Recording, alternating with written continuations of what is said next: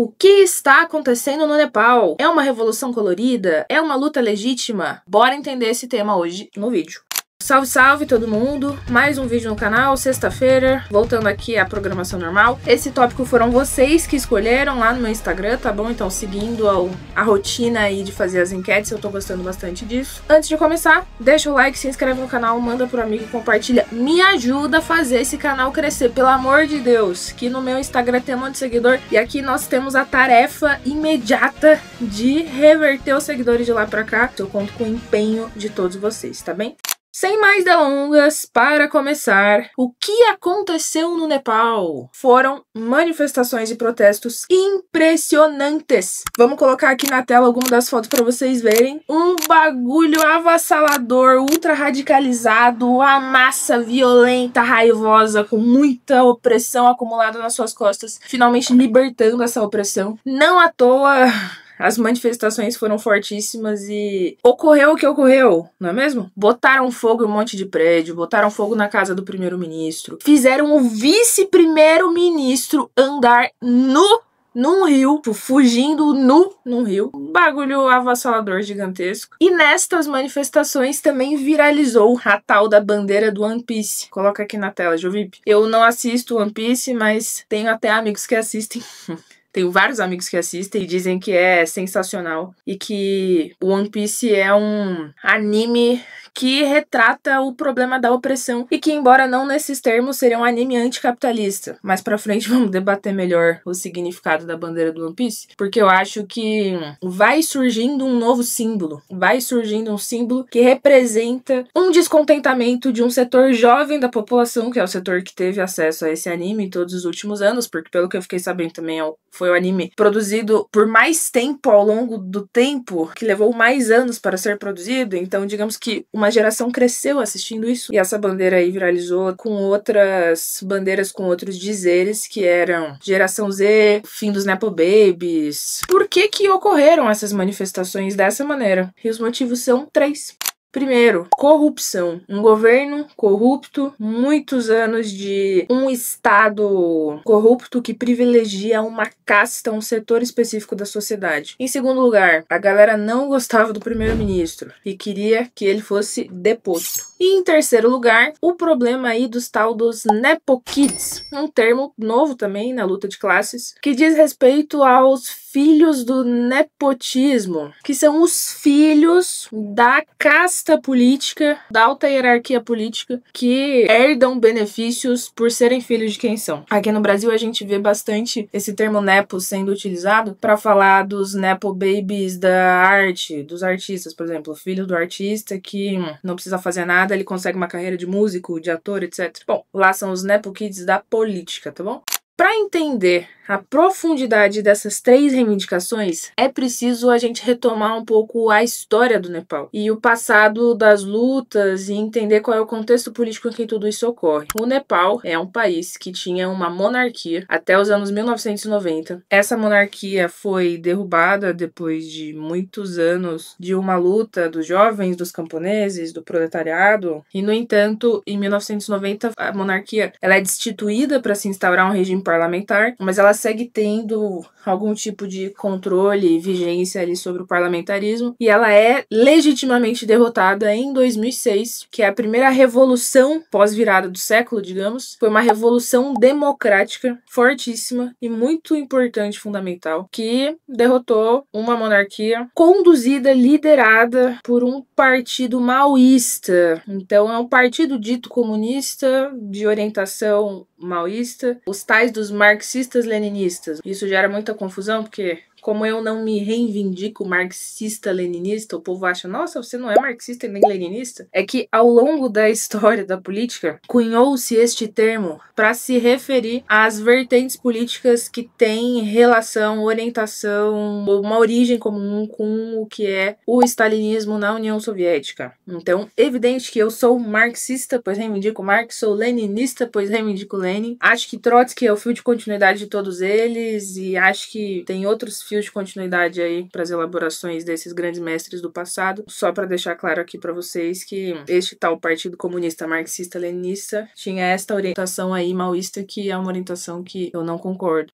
E veja, quando assumem o poder, estando à frente dessa revolução importante, fazem isso através de uma Assembleia Constituinte, que é onde se enterra a monarquia, um processo bem importante e fundamental, e fazem isso prometendo algumas medidas como reforma agrária e um Estado secular, em teoria, um Estado que não misture política com religião e tal, e nenhuma dessas duas coisas foram cumpridas até hoje. Então, qual é o problema? Se faz uma revolução democrática, só que essa revolução não é levada até o final, pois os maoístas instauram um governo em aliança com setores da burguesia e da classe dominante. E fazem isso ancorados numa leitura política e programática que eles têm, que é a da revolução por etapas. Que é o seguinte: para chegarmos na etapa do socialismo, é necessário passar previamente por uma etapa longa de desenvolvimento do próprio capitalismo. E durante esta etapa de desenvolvimento do capitalismo, você faz aliança com setores da burguesia do seu próprio país ou setores progressivos da burguesia, para que você possa desenvolver o seu país, desenvolver as forças produtivas e lá para frente você toma o poder. Em geral, essa concepção etapista vem combinada de uma leitura da realidade de que o proletariado, a classe trabalhadora é rural, camponesa, uma coisa que eu acho que no passado até podia colar, né, gente? Mas hoje em dia, meio difícil de achar que realmente o proletariado não é urbano e é em sua maioria rural. Eles transformaram isso em regra, eles transformaram isso em esquema teórico. E, gente, toda vez que tem um esquema, toda vez que tem uma receita de bolo sobre como você faz a revolução, você desconfie, porque a realidade é tão complexa. Será que é possível mesmo você controlar as variáveis? Primeiro você faz isso para daí você acumular forças, para depois você chegar naquilo, e quando você chegar naquilo você vai fazer isso. Quase como se a realidade fosse um ratinho de laboratório em que você vai controlando os estímulos, né? E a vida não é assim. E hoje vivemos na etapa imperialista do capital, em que, meus amigos, não tem nenhum setor da burguesia aí que esteja cumprindo, levando adiante tarefas democráticas que no período lá de transição do feudalismo para o capitalismo ela não cumpriu. Quer ver uma tarefa democrática, um tipo de tarefa democrática? Quando eu falo tarefa democrática, eu me refiro a essas pautas, essas demandas, esses interesses que, em geral, ao longo da história surgiram, foram implementados junto com revoluções democráticas burguesas. Reforma agrária, gente. Reforma agrária hoje no Brasil é uma pauta democrática não implementada, né? Bem como no Nepal. E lá, esse tema tem bastante relevância e os maoístas conduzem aí a Assembleia Constituinte, ficam no poder e até hoje não implementam isso. Então essa teoria deles da revolução por etapas e do desenvolvimento do capitalismo no Nepal levou a coisas tal como hoje é a primeira vez na história que existe um bilionário no Nepal. Bilionário no Nepal! Gente, eu falo muito sobre isso dos bilionários, dos trilionários, porque na minha cabeça é incompatível. Se você está se propondo a construir uma organização socialista que vai enfrentar a propriedade privada, que vai enfrentar o capitalismo, como que do seu governo, com o seu projeto político, surgem os caras que mais concentram dinheiro na sociedade? Não faz sentido. Então,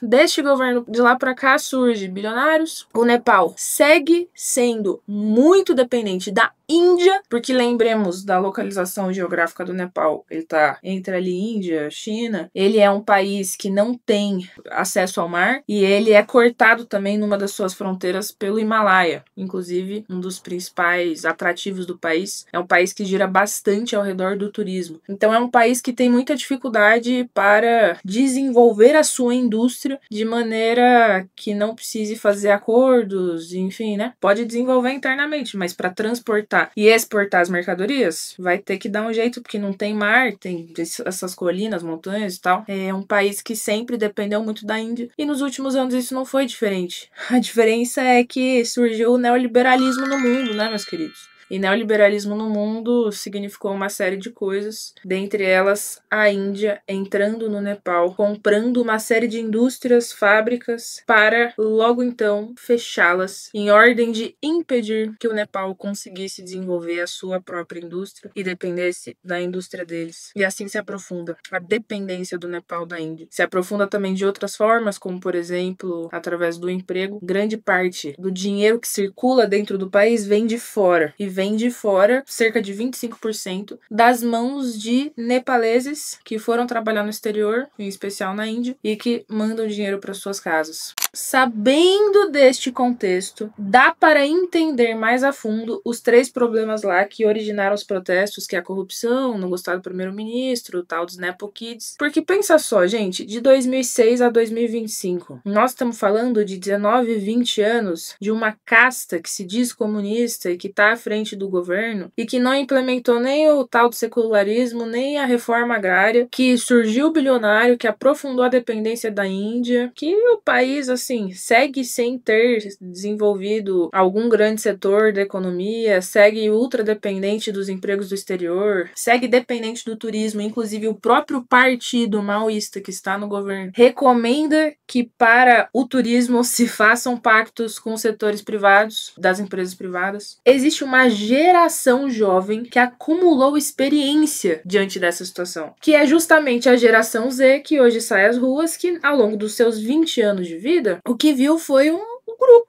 aí de gente da política enriquecendo e ficou indignado ao ver, inclusive, os filhos dessa gente e a vida que leva os filhos dessa gente, porque a vida que leva a juventude trabalhadora do Nepal é dura, 25% de desemprego, que é mais do que o dobro da média geral do desemprego no país. 25% de desemprego entre os jovens. E aí você vai lá para as redes sociais e você vê a ostentação e o esbanjamento dessa galera. Eu tive a oportunidade de conversar com um nepalês que esteve à frente dos protestos. Eu espero conseguir fazer uma entrevista com ele. Acompanhem, espero muito que saia essa entrevista. Ele não tem o mesmo alinhamento ideológico que eu.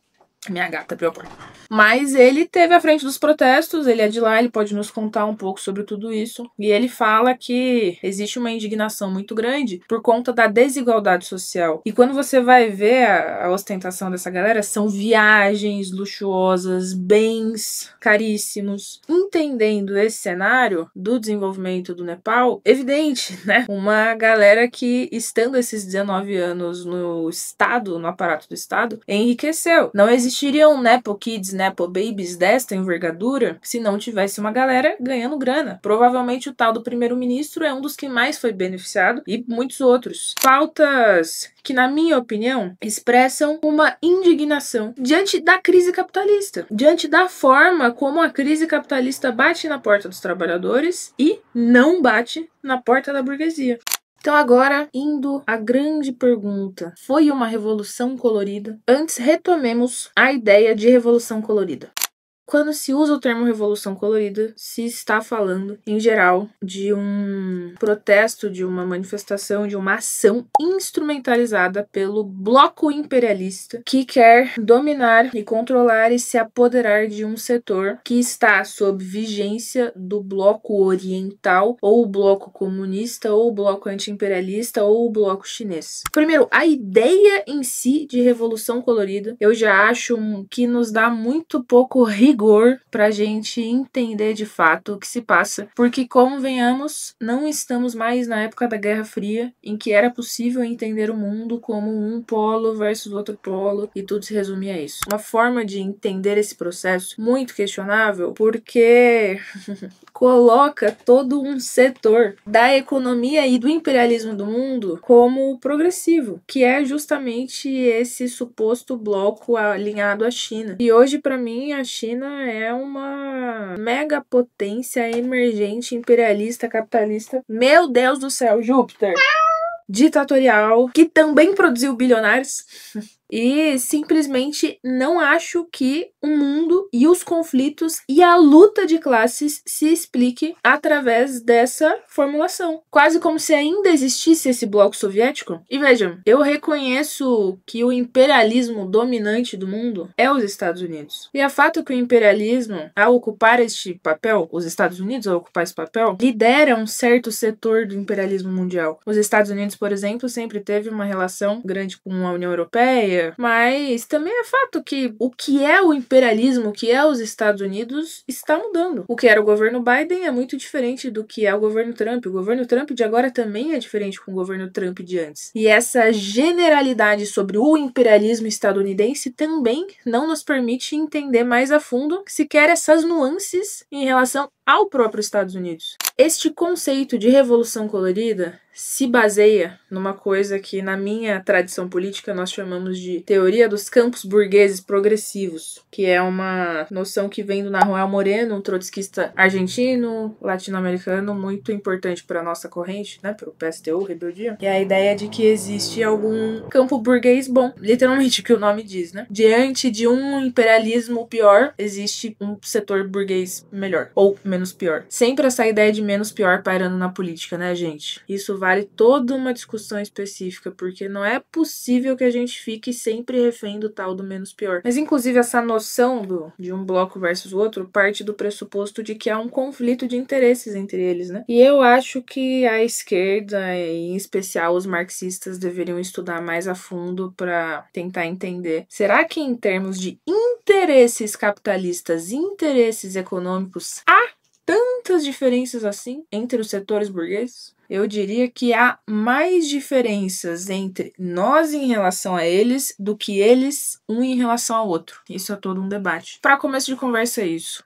Agora, também não acho que o que acontece no Nepal é uma ação instrumentalizada por um bloco imperialista ou pelos Estados Unidos. E eu recebi muitas DMs falando sobre isso. Ai, mana, para de apoiar o Nepal, porque isso aí são as Big Techs. E veja, tem o tema, né, todo das redes sociais, mas investigando, preparando esse vídeo, conversando com meu colega nepalês, descobri que o tema das redes sociais não foi o motivador das manifestações. Ele pode ter servido como um catalisador de uma insatisfação acumulada, mas não foi o motivo, né, que gerou. De toda forma, censura das redes, enfim, não sou a favor disso. Para combater Big Techs, eu não acho que você tem que fazer com que o povo pague o preço desse combate e o povo perca o seu acesso às redes, ao conhecimento, a ter contato com o mundo, a ter contato entre si, todo um outro debate.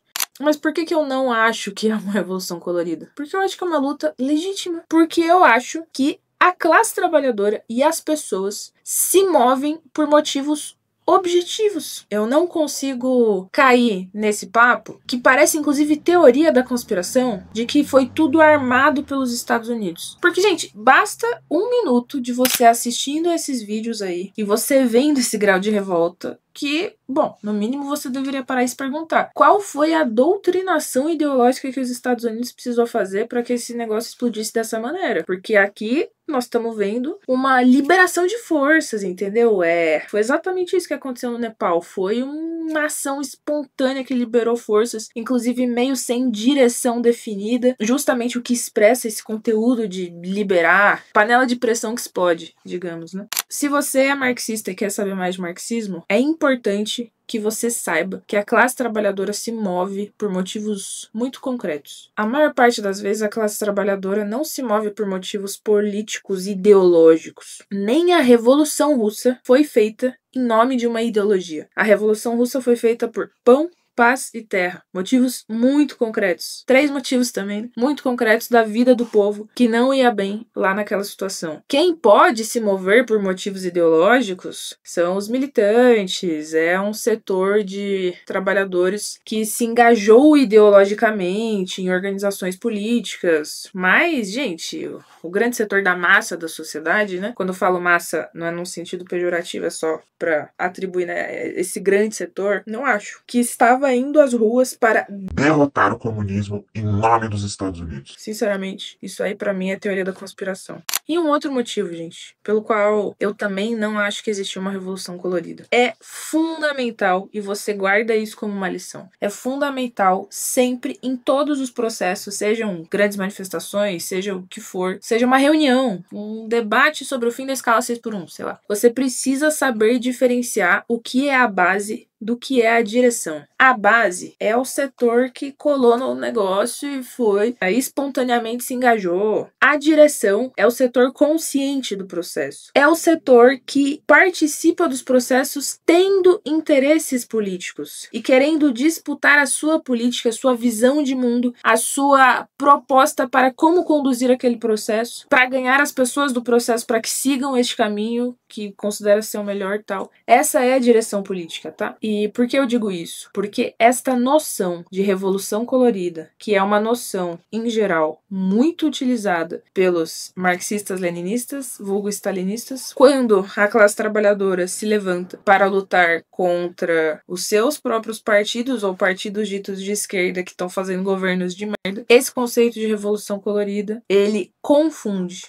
de maneira consciente o que é a base e o que é a direção. Eu não tenho dúvidas que existirão agentes políticos dos mais tipos disputando os rumos do processo. Eu não tenho dúvidas de que os Estados Unidos deve ter disputado ou deve ter pensado e se preparado para disputar e deve ter uma linha política. Digo, os Estados Unidos devem ter uma proposta para a situação do Nepal. Assim como talvez outros países, outros setores imperialistas, outros setores da política. Mas o fato destes setores participarem e disputarem o processo não deslegitima a revolta radicalizada da base. Percebe? Porque senão, gente, e aí é o erro que eu vejo muitas vezes ser incorrido dentro da esquerda brasileira, que aí não tem protesto que valha, né? Aí não tem greve, aí não tem manifestação, aí nada nunca serve. Porque se só vai servir quando a maçona estiver alinhada com a direção política e tal, aí é só no dia da revolução, com o Partido Socialista na vanguarda de tudo, com a classe operária. É claro que este é o objetivo, mas o fato de a gente ainda não ter acumulado força suficiente e não ter desenvolvido o suficiente as condições para que esta situação se crie no Nepal ou em qualquer outro lugar no mundo, e o fato da classe trabalhadora deste local ainda não ter chegado nesse estágio, nesse patamar, não invalida a luta que a própria classe trabalhadora trava naquele momento. Porque esta luta, ela é um passo, inclusive, para atingir esse objetivo. É um passo para adquirir experiência, é um passo para adquirir amadurecimento, é um passo para se testar. Tudo é político e cada passo que a gente dá é um aprendizado. E é importante ir tirando as conclusões para a gente ir pensando qual é o melhor caminho para seguir. E quando a massa se revolta, explode, vai à luta, ela faz essa experiência de uma maneira bastante profunda. Não estou dizendo que automaticamente se conclui A ou B, mas experiências são feitas. Essa experiência é a parte fundamental do aprendizado político. Então, eu acho que sim, em 2013 no Brasil, existiram setores da direita que de maneira bem consciente disputaram aquele processo. E nós só fomos entender anos depois. Isso transforma 2013 num protesto que nós não devemos reivindicar nunca. Nunca, nunca, nunca. Nunca caia nessa lorota. 2013 foi panela de pressão explodindo no Brasil. A revolta generalizada. Distintos atores políticos disputaram o processo. Hoje nós podemos tirar a conclusão de quem ganhou, digamos. Quem foi o setor que capitalizou a indignação de 2013. Na minha opinião, foi a direita. Mas não porque a classe trabalhadora estava errada em lutar. Não, estava corretíssima. Mas sim porque a esquerda, o setor consciente, não esteve à altura de capitalizar essa indignação para um caminho revolucionário. Então, se hoje ocorre uma liberação de forças no Nepal, que será e deve estar sendo disputada pelos mais amplos setores, o que devemos fazer? Devemos disputar o processo, como parte de disputar a classe trabalhadora daquele processo para que canalize sua indignação por um caminho revolucionário. Ah, mas a revolução não vai acontecer amanhã. E é muito provável que o setor que capitalize essa indignação não sejam vocês, os socialistas, revolucionários, blá blá blá. Poderia dizer que sim, mas e daí? Eu acho que o mais provável não é que tenha revolução socialista na semana que vem, no Brasil, no Nepal e no mundo. E não é importante que para que eu esteja mais próxima da revolução socialista, eu dispute a revolução socialista desde hoje em todo e cada processo? Claro que é uma coisa que se constrói. Logo, também não é importante disputar e apresentar desde já no Nepal e onde quer que for um projeto, um programa, uma leitura daquilo que está se passando, uma opinião sobre aquilo, uma proposta sobre como seguir também não é importante. Que se dispute o processo real e se apresente essa leitura e essa proposta. A disputa de hoje é a pré-condição da vitória de amanhã. Eu eu acho que a hipótese mais provável é que não seja capitalizado por nenhum setor revolucionário e tal, e que aconteça o que me parece que já está acontecendo, que é trocou o primeiro-ministro, tá? E que os setores lá da burguesia, dos partidos lá, o maoísmo e tal, consigam meio que abafar os ânimos e canalizar insatisfações por dentro do parlamento, da institucionalidade, ponto final. Me parece desde já que é um pouco isso que está acontecendo, né? Que, digamos, a troca do primeiro-ministro foi botar um pouco de panos quentes em cima da situação e a galera se contentou de alguma maneira com isso. Mas o fato disso ser talvez a hipótese mais provável significa que então eu não tenho responsabilidade nenhuma com o processo. Então esse processo aí pra mim não importa, né? Já está dado. Gente, a luta de classes, o marxismo, o materialismo histórico dialético ensinam que a vida é movimento. Não existe resultado pré-determinado de antemão. Saibam disso.